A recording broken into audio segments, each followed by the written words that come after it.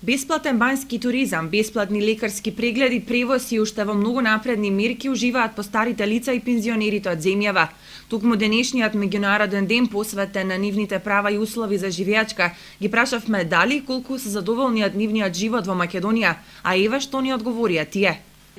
Па убаво е, кој си може да се оде, убаво е, сине. Бенефиции има, само треба да се користат. А тие што ги користат, најубаво знаат. Ја не сум користил никакви бенефиции, не сум бил.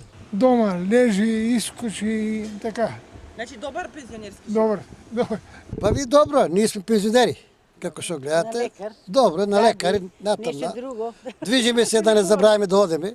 Тоа е. Значи за пензионерите убаво е за живот во Македонија. Убаво е, само за младите не чини. Што да ги правим, нема. Послувањето, тоа е лошо. Младите што имаат факултет завршено, а не се запослени. Тоа е тешко многу. До сега ја мислам по моје добро многу. Пензиите допрва ќе се покачуваат од следниот октомври.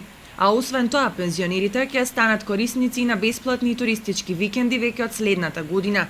Она околу што едногласно тие се согласуваат е дека условите во кои живеат се далеку подобри од животот на младите луѓе кои од ден во ден се повеќе мигрираат во странство.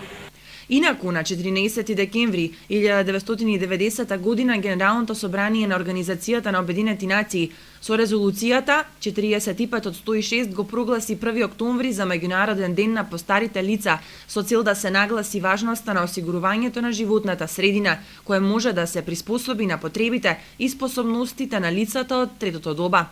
Светската здравствена организација во Бразилската декларација прашањето на здравото старење го поставува во контекст на одржливиот развој, а здравите постари лица ги смета за важен ресурс на своите семејства, заедници и економии.